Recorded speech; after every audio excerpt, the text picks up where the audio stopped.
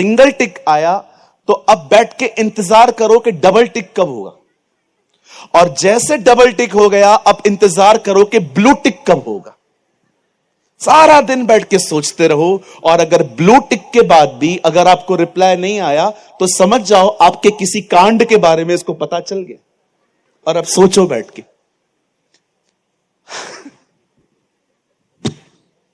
देख रहे हैं टेक्नोलॉजी जितनी अच्छी उतनी खतरनाक। आप बिलीव करें, मोबाइल मेरे पास भी है, प्रभु ने मुझे भी एक अच्छा फोन, ये मेरी आंटी ने गिफ्ट किया था मुझे, मैं भी यूज करता हूं, लेकिन आप मुझे कभी भी नहीं देखेंगे कि मैं ऐसे ही बैठा रहूं इसके ऊपर स्क्रॉल करता रहूं। किसी का फोन आता है मैं उठाता हूं, किसको कॉल करना होता है लगा देता हूं। आप बिलीव कीजिए, सारे पास्टर्स को मुझसे एक शिकायत होती है, मैं किसी का रिप्लाई टाइम पे नहीं देता। ये देखिए, ऑर्गेनाइजर खुद हाथ उठा रहा है। मैं क्या करूं, मैं सुबह से लेकर रात तक कैंप में होता हूं, 3-3 सेशंस होते हैं, मैं कैसे उठाऊं इसको। एक मीटिंग सुबह, अब तो आपके पास्टर ने थोड़ा दया किया है मुझ पर, पहले हम 3-3 सभाएं एक दिन में लेते थे। मैं जब घर से निकल रहा था मुझे बहुत बैक पेन था, मैं स्प्रे लगा के आया था, फिर मैंने उनको कहा पास्टर मैं 2 सेशन ले लूं इस बार, वो मान गए, उन्होंने कहा एक मैं ले लेता हूं। आप जानते हैं मेरे को कोई शौक नहीं है इसके ऊपर टाइम पास करने का, मैं सुबह से लेकर रात तक कैंप में होता हूं, कभी बाइबल कॉलेज में होता हूं, कभी चर्च में रहता हूं, कभी क्रूसेड रहता है, कभी छोटी सी कांग्रेगेशन होती है, कभी जवानों की सभा में रहता हूं। मुझे टाइम मिलता है मैं उसको लेता हूं, लेकिन मैंने कभी अपने लाइफ में इसको लेकर टाइम बर्बाद नहीं किया। मैं बाइबल पढ़ता हूं, मैं प्रेयर करता हूं। आप जानते हैं मैं एक चीज समझ चुका हूं, मुझे प्रतिदिन विश्वास की जरूरत है, क्योंकि मैं प्रतिदिन परीक्षाओं का सामना करता हूं, और विश्वास सिर्फ एक से ही आता है, विश्वास सुनने से, और सुनना मसीह के वचन से होता है। आप इसको पढ़ना बंद कर दो, मेरी बाइबल कहती है यदि तू भटकना चाहता है तो शिक्षा को सुनना बंद कर दे। मैं मजाक नहीं कर रहा हूं, अगर एक पास्टर भी बाइबल पढ़ना बंद कर दे वो 1 साल में बैकस्लाइड हो सकता है। हालेलुया। आज आने वाला कुछ समय, मेरे पास कोई लंबा संदेश नहीं है, छोटा सा मैसेज है जो मैं आपको देना चाहता हूं, लेकिन मेरी विनती है आज के मैसेज को हल्के से न ले, आज के मैसेज को गंभीरता से ले। आप बिलीव करिए, मैं थोड़ा इस तरह बोल रहा हूं, मैं इस बंदे को जानता हूं, मैं इस भाई को पहचानता हूं, मैं इस पास्टर को जानता हूं। बहुत मेहनत लगती है इन सभाओं को करने में। मेरे को तो यह भी नहीं पता है कि वो 2-3 दिन से सोए हैं कि नहीं, बहुत मेहनत लगती है। आप देखो कितना अमेजिंग यहां पर शामियाना लगाया गया है, टीम लेकर आए हैं, इतनी कैमरास हैं, कितनी रोशनी है यहां पर। आप जानते हैं ये सब करने में बहुत मेहनत लगती है। अगर क्या कहा उन्होंने, एक ही वजह से हमने ये सब किया है, ताकि परमेश्वर का वचन मिल सके।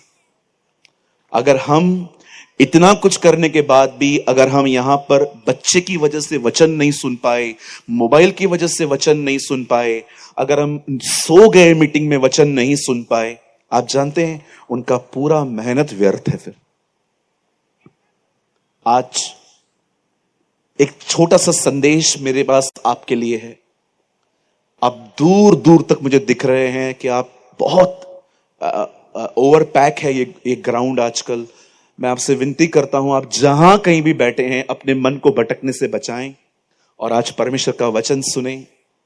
और एक विनती मैं अपनी तरफ से भी करूंगा, अगर इस मीटिंग के बाद कोई भी प्रभु के दास को इस सभा के लिए कुछ विशेष करना चाहता है, आप उनसे मिलिए।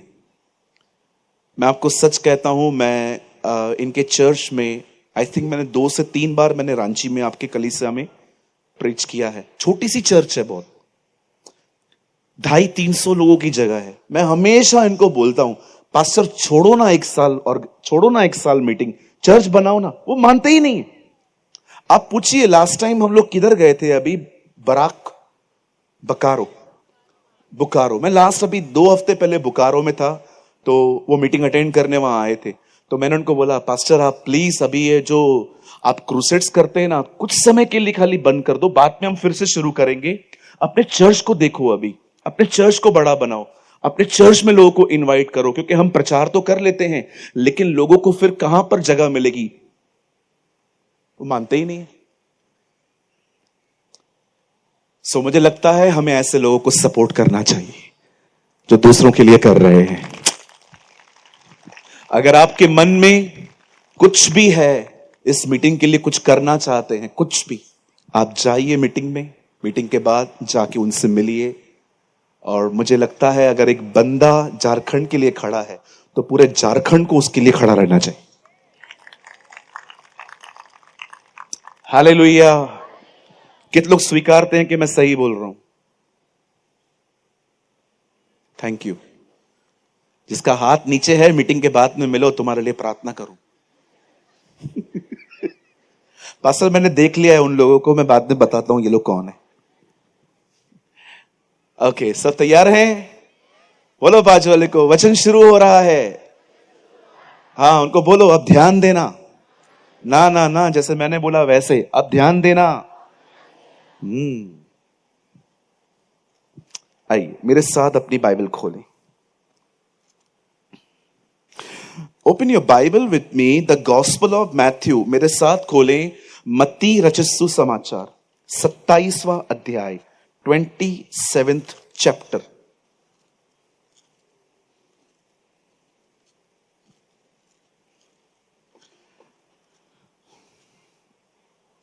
मैं मीटिंग के बाद आपके लिए यहां पर ठहरूंगा। आप जो लोग भी मिलना चाहते हैं आप मिल सकते हैं, क्योंकि मैंने तीनों मीटिंग्स में मैं जल्दी चला गया हूं क्योंकि बहुत गर्मी थी, लेकिन आज मैं आपके लिए रुकूंगा। चैप्टर 27, 27वां अध्याय। अच्छा, वचन शुरू करने से पहले एक सवाल है। आप में से कितने लोग सुपर बुक्स देखते हैं? सुपर बुक, लंबा हाथ उठाइए। सुपर बुक देखा है आपने? बच्चों को प्रभु कुछ दिखाते हैं, देखा है? अब देखो यहां क्या लिखा है, 51, 27, 51। पहले के 2 वर्ड्स पढ़िए खाली।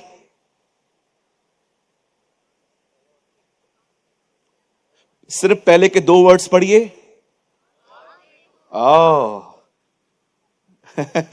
देखो, देख रहे हैं प्रभु आप कुछ दिखाना चाहते हैं, जैसे उन बच्चों को दिखाया जाता है।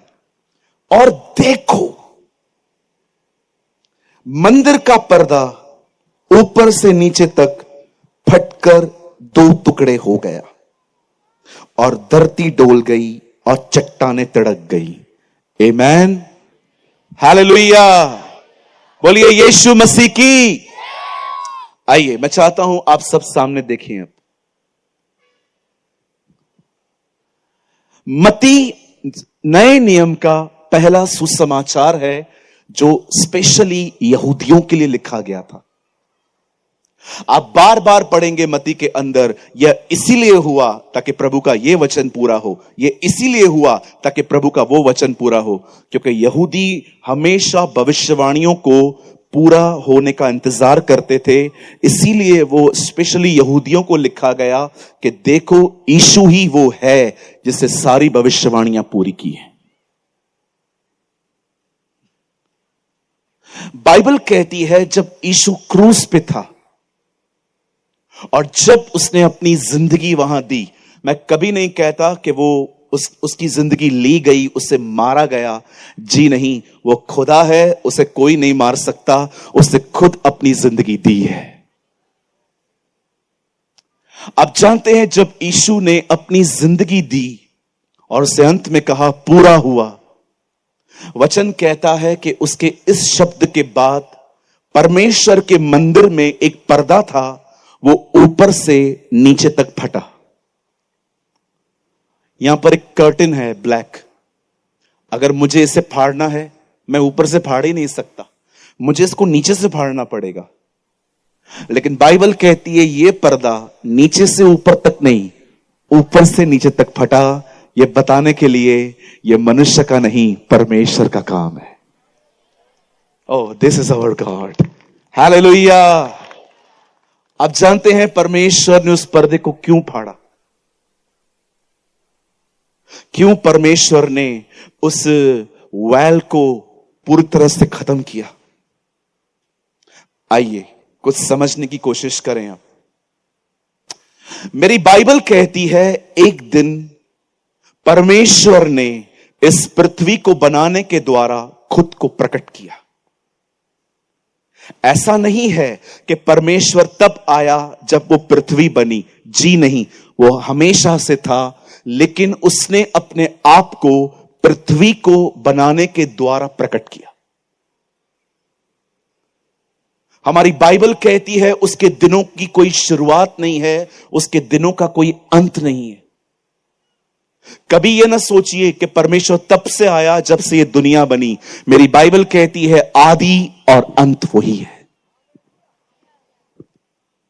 जब परमेश्वर ने इस पृथ्वी को बनाया और अपने आप को प्रकट किया, परमेश्वर का वचन कहता है हर दिन उसने कुछ न कुछ बनाया, और लास्ट छठे दिन पर परमेश्वर ने, बाइबल कहती है, अपने ही स्वरूप और अपनी समानता में मनुष्य को बनाया। आप जानते हैं जब वो इंसान बना रहा था तो उसने अकेले नहीं बनाया, किसी को बुलाया। उसने कहा आओ हम मनुष्य बनाएं। मैं प्रभु से कह रहा था, प्रभु आप किसको बुला रहे थे? मैं बिलीव करता हूं कि जब परमेश्वर ने अपने हाथ में केमिकल लिया, मट्टी ली, और वो इंसान को बनाने ही वाला था, तो उसने यीशु को बुला लिया कि तू मेरे सामने खड़ा हो, और वो उसे देख देख कर इंसान को बनाने लग गया। यही कारण है कि आप इतने खूबसूरत हो, क्योंकि आप उसकी स्वरूप और उसकी समानता में बने हो। हालेलुया। कहिए अपने पास वाले को आप बहुत, एक मिनट, बहने बहनों को और भाई भाइयों को कहिए अपने पास वाले को आप बहुत खूबसूरत हैं। हाँ, मुझे डर लग रहा था कुछ गड़बड़। कितने लोग ये बात जानते हैं कि आप बहुत खूबसूरत हैं? पास्टर आई एम ब्लैक, मैं काला हूं। अरे मैं बहुत सारे गोरों को जानता हूं जो अंदर से काले। कलर पे मत जाओ। कई लोग कहते हैं ओ मैं काला हूं, मैं इतना अच्छा नहीं दिखता। अरे ऐसे बहुत गोरे भी हैं, अंदर से बहुत ब्लैक हैं। किसने कहा आपको शक्ल डिसाइड करती है कि आप हैंडसम हो कि आप अगली हो?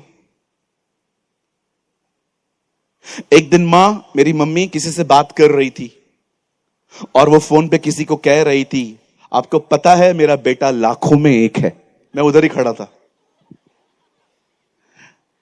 और मैंने अपनी मां को बीच में कहा, मां क्यों झूठ बोल रही है, मैं करोड़ों में एक हूं। सुनिए नहीं मुझे ताली नहीं चाहिए। अपने फैन बनो, अपनी कंपनी को एंजॉय करना सीखो।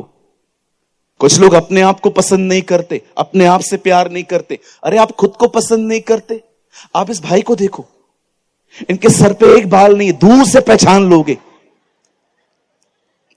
फिर भी वो कितना खुश रहता है अपने साथ। मैं सच्ची कहता हूं, इस भीड़ में सब गुम हो जाए नहीं मिलेंगे, ये भाई कभी नहीं खो सकता। आप इन्हें जहां चाहे वहां ढूंढ सकते हैं।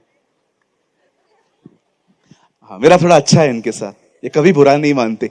इन्होंने आज की बात कभी मुझे मीटिंग में आके नहीं कहा है। ये मैं पहली बार नहीं कर रहा हूं, ये मैंने इनके साथ कई बार किया है और इन्होंने कभी मीटिंग के बाद मुझे ऐसा नहीं बोला है तू बाहर मिल, आई विल शो यू। अभी ये मुझे बोल रहा है आप पहले चले जाते हो। नहीं, इज वंडरफुल, वो बहुत अच्छे भाई है। आप बहुत खूबसूरत हैं, प्रभु ने आपको बहुत अमेजिंग बनाया है। कभी ना सोचे कि मैं अच्छा नहीं दिखता, मैं काला हूं, मैं ये हूं। जी नहीं, याद रखिए एक मनुष्य अपनी शक्ल से नहीं अपने चरित्र से खूबसूरत होना चाहिए। क्या फायदा, हमारे जो डॉक्टर साहब थे एजीपी अब्दुल कलाम, वो हमेशा एक खूबसूरत बात कहते थे। चलिए मेरी सारी बहनें यहां बैठी हैं, बेटा हाथ पकड़। वो कहते थे हैंडसम का मतलब होता है हैंड टू समवन। वो कहते थे हैंडसम इधर नहीं है, हैंड टू समवन, किसी को हाथ देना सुंदरता है ना। कुछ लोग भले ही प्रभु में नहीं थे लेकिन बहुत खूबसूरत बातें बोलते। मैं ऐसे भी लोगों को जानता हूं, पढ़े लिखे गंवार, आपने देखे। एक बार मैं रांची आ रहा था, पास्टर के पास ही आ रहा था, मेरी फ्लाइट बॉम्बे से थी, तो मैं वहां पर फ्लाइट के लिए खड़ा था। मेरे आगे एक अंकल खड़े थे, वो भी रांची आ रहे थे, धोती पहनी हुई थी। मुझे लग रहा था कि शायद वो किसी विलेज से हैं। और वो आगे गए, सामने एक बहन बैठी थी और वो एक एयरलाइन की बहन थी, क्रू मेंबर थी। तो उस अंकल ने उनको बोला हमको टिकट चाहिए। तो वो उनको कह रही है व्हाट।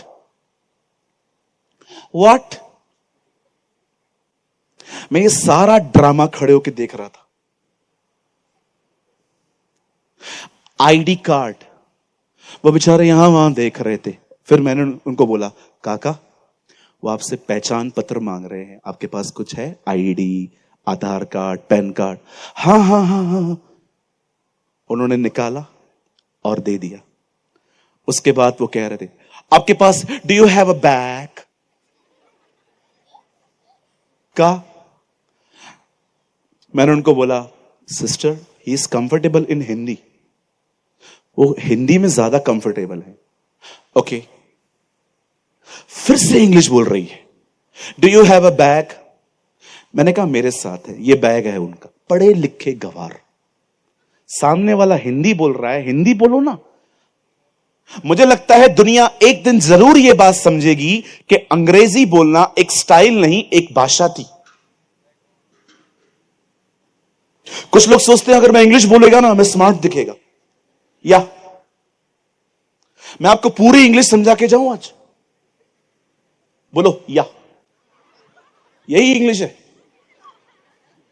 कोई भी क्वेश्चन, हाउ आर यू, या ज्यादा बोले या या या या या, या, या, या। अरे भाई वो हिंदी समझ रहा है, हिंदी बोलना। तुम लोग को क्या पड़ा है किसी को नीचा दिखाने का कि तुम पढ़े लिखे हो वो नहीं।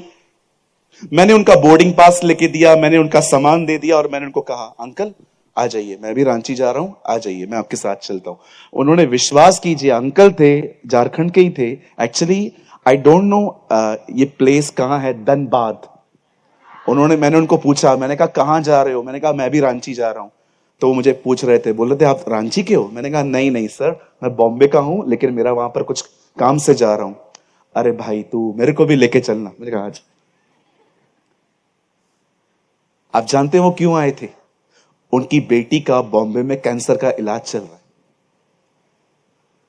मुझे बता रहे थे मैं 10 दिन से यही हूं, 2 दिन के लिए जा रहा हूं, मुझे फिर वापस आना है। मैंने कहा आ जाओ मेरे साथ।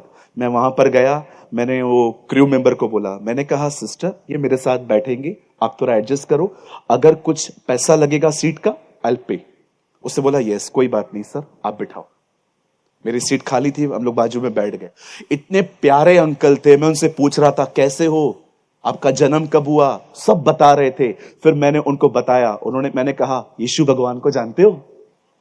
बोलते हाँ वही ना जिसको कीला लगा था। मैंने कहा हाँ। मैंने कहा धन्यवाद यीशु, कुछ तो समझा। हम लोगों ने 1 घंटा बैठ के बात की। उन्होंने मुझसे मेरा नंबर लिया। मैंने उनको कहा कभी भी तकलीफ है मुझे बताओ, मैं प्रार्थना करूंगा। आप जानते हो रियल मैच्योरिटी क्या है? पहले समझो कि सामने वाला क्या समझेगा, उसको वैसे समझाओ। हालेलुया। कितने लोग मेरी बात समझ पा रहे हैं? या पास्टर या ओ मेरी बाइबल कहती है खुदा ने हमें खूबसूरत बनाया है। We are beautiful, we are handsome, we are like Jesus. कभी ना सोचें, आज घर जाएं और आईने के सामने खड़े होकर कहें क्या लगता है तू। आपको लगता होगा ना मैं आपको हंसा रहा हूं, मैं आपको हंसा नहीं रहा हूं, मैं आपको समझाना चाहता हूं सच में आप कौन हो। जब परमेश्वर ने इंसान को अपने ही स्वरूप और अपनी ही समानता में बनाया, बाइबल कहती है प्रभु ने उन्हें एक घर में रखा जिसका नाम था अदन की वाटिका, the garden of Eden. Urdu में लिखा है बागे अदन। और परमेश्वर ने उन्हें एक आज्ञा दी कि तुम सब खा सकते हो, सिर्फ एक पेड़ में से मत खाओ, क्योंकि जिस दिन तुम वहां से खाओगे तुम मर जाओगे। यदि आपने बाइबल पढ़ी है तो आपको पता चलेगा आदम ने जिस दिन फल खाया वो उस दिन नहीं, 930 साल बाद मरा। लेकिन आप जानते हो वो किस चीज में मर गया?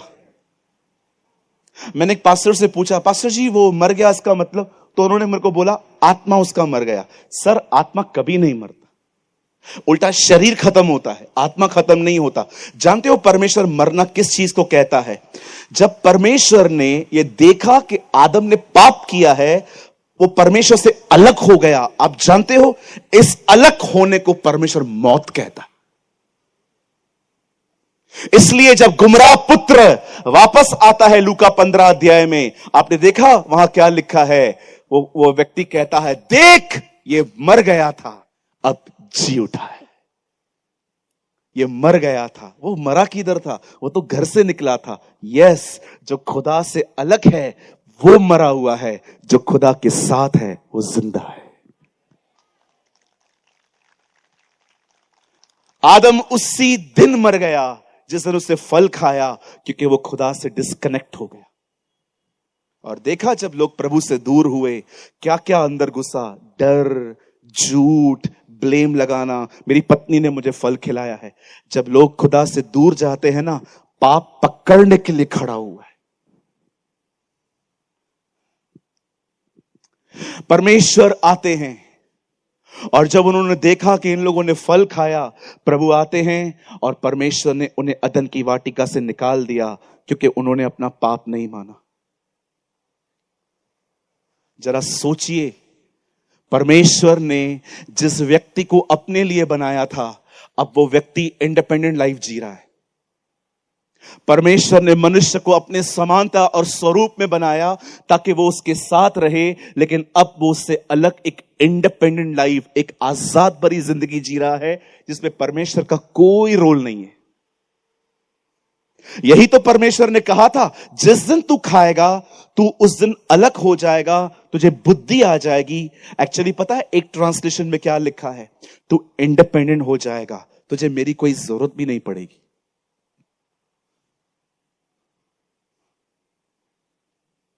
अब परमेश्वर और मनुष्य दोनों अलग हैं। आप देखिए उसके बाद परमेश्वर ने देखा क्या क्या होने लगा। केन ने हाबिल को मार दिया। नूह के समय में ऐसा व्यभिचार शुरू हो गया जिसका जिक्र यहां से किया नहीं जा सकता। इतने गंदे काम होने लग गए। पुरुष पुरुषों के साथ पाप करने लग गए, जिसको इन दिनों में कहा जाता है गे रिलेशनशिप। बहनें बहनों के साथ पाप करने लग गई, जिसको आज के दिनों में कहा जाता है लेस्बियंस। आप पढ़ के देखिए, जो उसके बाद जब इंसान खुदा से अलग हुआ, उसके बाद देखिए जो गुनाह हुआ है। हत्याएं हुई, व्यभिचार बढ़ गया। लिखा है पृथ्वी प्रभु की नजर में बिगड़ गई थी।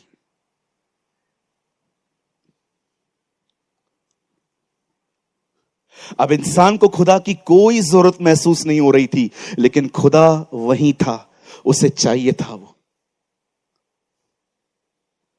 आप याद रखिएगा, आप खुदा के पास नहीं गए थे, वो खुद आपके पास आया है। जब प्रभु जक्कई को पा लेते हैं तो क्या कहते हैं? देखो मनुष्य का पुत्र खोए हुओं को ढूंढने और उनका उद्धार करने आया है। हम में से कोई नहीं है यहां पर जिसने परमेश्वर को ढूंढा है। यह परमेश्वर है जिसने आपको ढूंढा है। तुमने नहीं, परंतु मैंने तुम्हें चुना है। क्या हम ऐसे खुदा के लिए ताली बजा सकते हैं? वाह!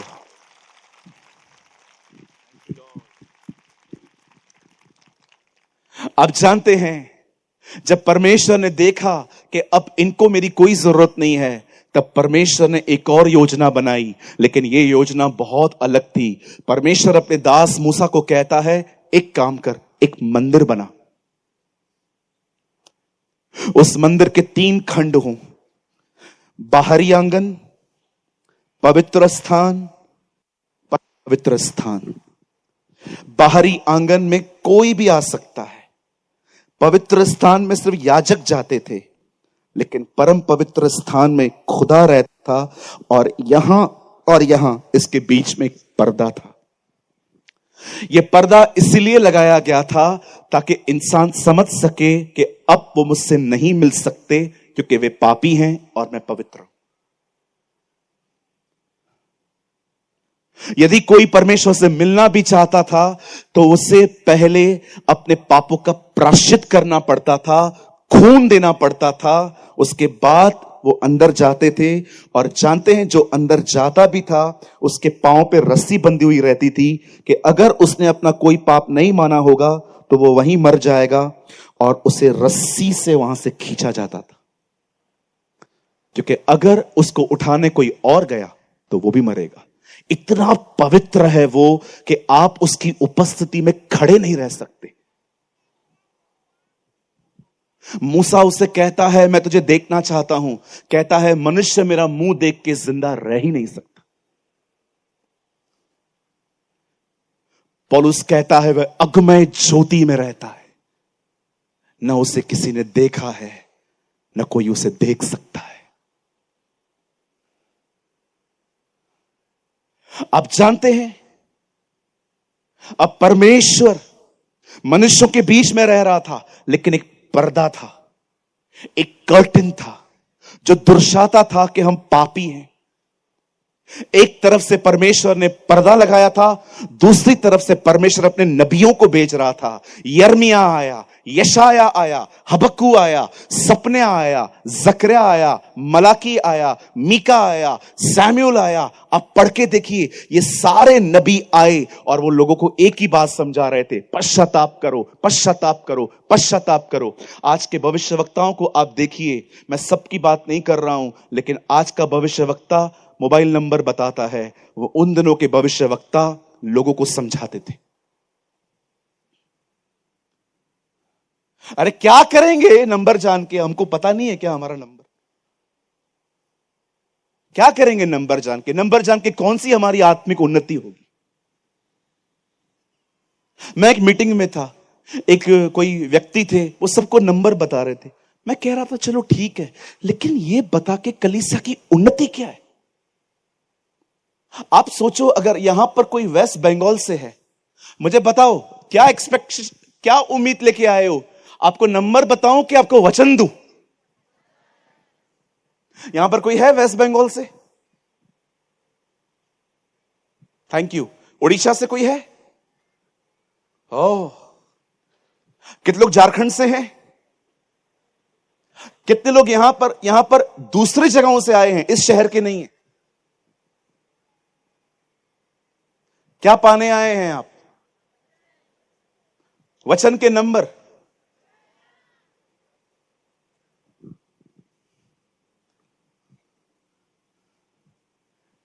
आदि में वचन था, वचन परमेश्वर के साथ था, वचन ही परमेश्वर था। ओह, कहां पढ़ा आपने बाइबल में? आदि में नंबर था, है ना? आदि में नंबर था। आदि में नंबर था, आदि में तेल पानी था। मेरी बाइबल कहती है आदि में परमेश्वर था। In the beginning was the word and the word was with God and the word is God. इब्तिदा में कलाम था, कलाम खुद खुदा के साथ था और यह कलाम खुद खुदा था। अरे वचन के पीछे जाओ, चमत्कार से विश्वास बढ़ता है, वचन से चरित्र बदल जाता है। आपने देखा, बाइबल कहती है, यीशु ने कहा बीज बोने वाला बीज बोने चला। लिखा है पहले कौवा चुग के ले गया, इसका मतलब पहले वचन के खिलाफ शैतान है। उसके बाद लिखा गया है फिर जमीन ने उस बीज को बढ़ने नहीं दिया। शैतान भी वचन के खिलाफ, दिल भी वचन के खिलाफ, शरीर भी वचन के खिलाफ, दुनिया भी वचन के खिलाफ, सब वचन के पीछे पड़े हुए हैं। इन लोगों में वचन नहीं जाना चाहिए। बाइबल पढ़ते पढ़ते लोगों को नींद आती है, मीटिंग में लोगों को नींद आती है। आप देखो, जैसे मीटिंग पूरी हो जाती है नींद चली जाती है। आप देख रहे हो इन दिनों में कितनी कोशिश की जा रही है कि आप में परमेश्वर का वचन ना आए, क्योंकि वो जानता है शैतान, जिसमें वचन गया उसके बंधन टूट जाएंगे, उसके बॉन्डेजेस खत्म हो जाएंगे। Anointing remove bondages. अभिषेक बंधनों को तोड़ता है और वचन उन बंधनों को वापस बनने नहीं देता। जो वचन नहीं पढ़ते, आप देखिए, पुरानी सोच में चलते। जब परमेश्वर अपने भविष्यवक्ताओं के द्वारा इज़राइल से बातें कर रहा था, लोगों से बातें कर रहा था, आप जानते हो हर भविष्यवक्ता एक ही बात कह रहा था, एक आएगा। अन्य जातियां तक उसका इंतजार कर रही थी। आप देखिए, यीशु जब पैदा होता है तो ज्योतिषी आते हैं वहां से। जब यीशु बड़े होते हैं और सामरी स्त्री से मिलते हैं, वो उसे कहते हैं मसीह आने वाला है। वो कहती है हां, हमें पता है, जब ख्रिस्त आएगा तो हमें बताएगा। अन्य जातियां, यहूदी, ज्योतिषी, हर कोई उसका इंतजार कर रहा था कि वो आएगा। और एक दिन मेरी बाइबल कहती है 2025 साल पहले परमेश्वर ने एक स्वर्गदूत को बुलाया और उससे कहा, जा नीचे नासरत में, वहां गलील में जा, वहां एक लेडी है जिसका नाम है मरियम, उसको जाके बता कि उसके गर्भ में मेरा बेटा आने वाला है। आप जानते हैं इस दुनिया में सबसे पहला नाम उसका अगर किसी ने लिया है तो एक स्वर्गदूत है। और आप जानते हैं इस दुनिया में उसे जिस व्यक्ति ने सबसे पहले पहचाना है, वो एक ऐसा बालक था जिसका जन्म ही नहीं हुआ था। कभी न भूलना कि यीशु को इस पृथ्वी पर सबसे पहले एक अनबॉर्न चाइल्ड ने पहचाना है, यूहन्ना बपतिस्मा दाता। अमेजिंग हिस्ट्री है उसकी। मैं नहीं जानता हूं आप में से कितने लोग ये बात जानते हैं, पहले आदम ने बचपन नहीं देखा, दूसरे आदम ने बुढ़ापा नहीं देखा। बाइबल कहती है वो पैदा हुआ। बोलो पास वाले को, हीरो आ गया।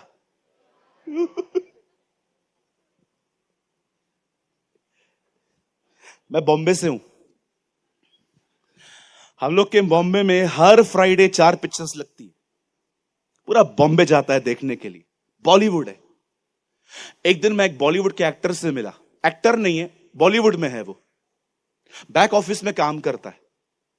मैं उसको बता रहा था प्रभु के बारे में। मैंने उसको बोला, एक सवाल का जवाब दे सकते हैं क्या आप मुझे? उन्होंने बोला हां पूछो भाई। मैंने कहा हर पिक्चर में विलन मरता है लास्ट में कि हीरो? उन्होंने बोला विलन। मैंने कहा आपको पता है हमारी बाइबल बताती है हमारा हीरो विलन को बचाने के लिए मरा है। मुझे ऐसे देख रहा था, व्हाट? मैंने कहा हम सब विलन थे और हमारा खुदा हीरो है। ये पहला हीरो है जो विलन को बचाने के लिए मरा है। मैंने जब उसको ये बात बताई ना, उसने मुझे कहा पास्टर, मैं ना मानता हूं कि आपका परमेश्वर महान है, लेकिन मैं ना खुल के विश्वास नहीं कर पाता हूं, मेरा खानदान मुझे रोकता है। आप एक काम करो ना, मेरे को बाइबल दे दो, मैं घर पे चुप चुप के पढ़ूंगा। आप विश्वास कीजिए वो बंदा बाइबल पढ़ता है।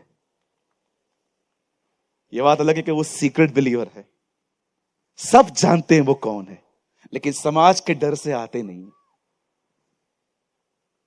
आप जानते हैं उस दिन एक सरदूत मरियम के पास जाके कहता है, मरियम सलाम, उर्दू में लिखा है सलाम,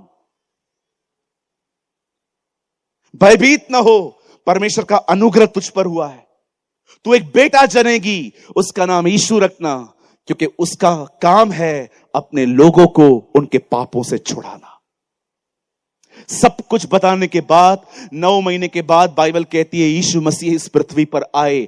वचन कहता है वो 30 साल तक अपने मां बाप के वश में रहा, और लिखा है उसके बाद वो दरियाए यरदन पे आया और वहां पर पवित्र आत्मा उसके ऊपर आया।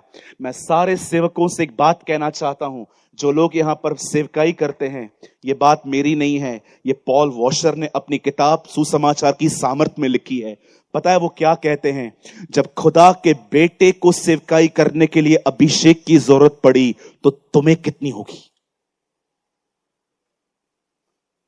थिंक अबाउट दिस, जरा सोचो, उसके बेटे को सेवकाई करने के लिए पवित्र आत्मा का अभिषेक की जरूरत पड़ी थी, तो हम लोगों को कितनी जरूरत है उसकी। आप जानते हैं जब यरदन नदी पे उसके ऊपर पवित्र आत्मा उतरा, और बाइबल कहती है उसके बाद वो मुर्दों को जिलाता रहा, बीमारों को चंगा करता रहा, दुष्ट आत्माओं को निकालता रहा, कोड़ियों को शुद्ध करता रहा, उसे महान काम किए। और बाइबल कहती है एक दिन अपने बाहरी कपड़े उतार के वो एक जगह पे बैठ गया, एक टॉवेल बांध के, और वो अपने चेलों के पांव धोने लगा, और उसी रात बाइबल कहती है वो गिरफ्तार हुआ। ओ, हो सकता है आप में से यहां पर कोई हो जिसके ऊपर कोर्ट केस हो और आपको बहुत मेंटली हैरेस किया जाता है, कोर्ट टू कोर्ट आप घूम रहे हो। आप जानते हैं आपके खुदा को भी यह अनुभव था, पूरी रात वो अदालत से अदालत फिर रहा था। पिलातूस उसे हेरोदिस के पास भेज रहा था, हेरोदिस उसे पिलातूस के पास भेज रहा था। आपके खुदा को यह अनुभव है कि कोर्ट टू कोर्ट घूमने का अर्थ क्या होता है। और वचन कहता है उसे कोड़े मारे गए, उसके सर पे कांटों का ताज रखा गया, उसके पांव को पांव के ऊपर रख के एक कीला डाल दिया गया, और जानते जब उसे वहां पर टांग दिया गया, और वचन कहता है उसने कहा हे पिता इन्हें माफ कर। उसने कहा मैं प्यासा हूं। उसे चोर से कहा तू आज ही मेरे साथ स्वर्गलोक में होगा। उसने यूहन्ना से कहा मरियम को ले जा। वो तरह तरह के लोगों से वहां पर भी बातें कर रहा था। और आप जानते हैं जैसे उसने अंत में कहा पूरा हुआ, इट इज फिनिश, जैसे उसने कहा यह पूरा हुआ, बाइबल कहती है मंदिर का पर्दा ऊपर से लेके नीचे तक फट गया। यह वही मंदिर का पर्दा है जो बनाया गया था, जो उसकी मौत के द्वारा टूटा, इसीलिए ताकि आप और मुझे यह संदेश मिले अब तुम दोबारा आ सकते हो।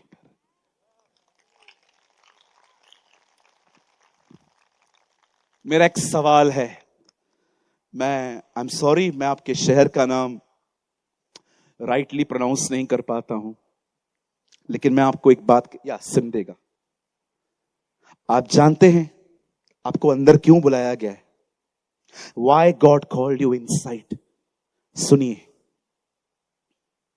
मुझे लगता है यह सच्चाई आप में से बहुतों को सुननी चाहिए कि क्यों परमेश्वर चाहते हैं हम वापस उस पर्दे के अंदर जाएं और अपने बाप से मिल सके।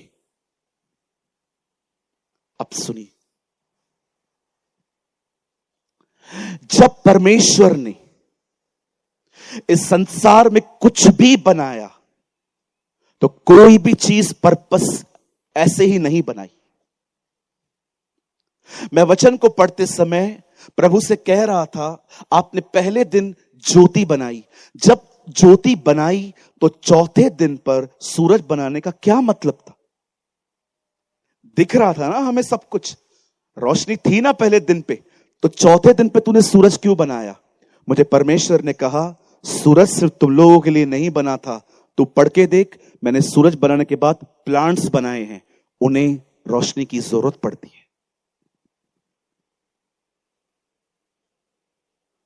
क्या कहा प्रभु ने? वो धर्मी और अधर्मी पर भी सूर्य उदय करता है और वर्षा बरसाता है। एक खेत के किसान को पता है कि उसके खेत के लिए सबसे अधिक दो चीजों की आवश्यकता होती है, पानी और धूप। आप जानते हैं परमेश्वर ने कोई भी चीज ऐसे नहीं बनाई। लेकिन मैं आपको एक खूबसूरत चीज बताना चाहता हूं जो आप में से कुछ लोगों से मिस हो गई है।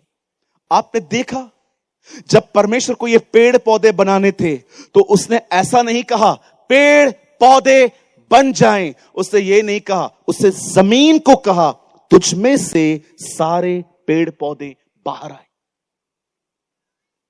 आप देखिए, उनकी जिंदगी जमीन से आती है, इसीलिए आप उनको जमीन से उखाड़ो वो सूख जाते। अर्थ उनकी फाउंडेशन है। आप एक पेड़ को जब तक जमीन पे रखोगे ना वो फलेगा। जिस दिन आपने उसको अलग किया, आप देखो उसके फल और उसके पत्ते मुरझाना स्टार्ट हो जाते हैं। क्यों? क्योंकि जहां से उनकी जिंदगी आती है आपने उनको वहां से अलग कर दिया। क्या आपने देखा, जब परमेश्वर मछलियां बना रहा था तो उसने ये नहीं कहा कि मछलियां बन जाएं, उसने कहा पानी में से सारे जीव जंतु बाहर आए। आप जानते हो उनकी जिंदगी पानी में से आती है, इसलिए आप उनको पानी से अलग करके देखो वो खत्म हो जाते। पानी उनकी जिंदगी का सोर्स है। जब वो पेड़ और पौधे बनाता है तो जमीन से बात करता है, लेकिन जब वो मछलियां बना रहा है तो वो पानी से बात कर रहा है। पर क्या आपने देखा, जब उसने मनुष्य बनाया तो उसने क्या कहा? आओ हम मनुष्य बनाए। आप जानते हैं उसने आपको पर्दे के अंदर क्यों बुलाया है? क्योंकि वो आपकी जड़ है, आप उसमें से निकले।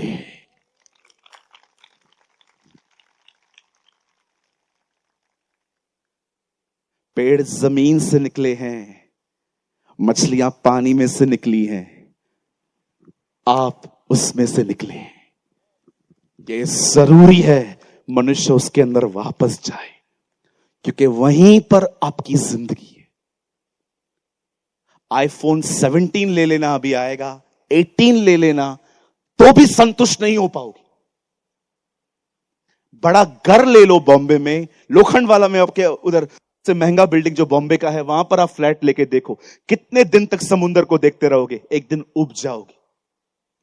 एक इंसान की सबसे बड़ी मुसीबत यह है, वो अपने आप को हर चीज के द्वारा संतुष्ट करना चाहता है। आपने उस बहन को देखा जिससे यीशु मिलता है, वो कहता है तू 5 पति कर चुकी है, छठवां भी तेरा नहीं है। 5 बार तलाक ले चुकी थी वो, और 6 के साथ बगैर शादी के लिव इन रिलेशनशिप में रह रही थी। प्रभु उसको कह रहा है कि जो पानी तू पी रही है ना, उसको पी के तेरी प्यास कभी नहीं बुझेगी। मेरी बेटी, तू कितनी भी मेहनत कर ले, तू इनके साथ खुश नहीं रह पाएगी, लेकिन जो जल तुझे मैं दूंगा उसे पी के तू कभी प्यासी नहीं होगी। आप जानते हो वो पानी कौन है? वो खुद परमेश्वर है। मैं आप में से हर एक को कहना चाहता हूं, अपनी जड़ से जुड़ो। यीशु सिर्फ आपको अमीर करने और प्रसिद्ध करने नहीं आया, यीशु आपको पिता से मिलवाने आया है। यीशु इसीलिए आया ताकि आप वापस अपने पिता से मिल सकें। आप उसमें से निकले हैं, आप उसमें से बाहर आए हैं, आपको उसके पास वापस जाना है।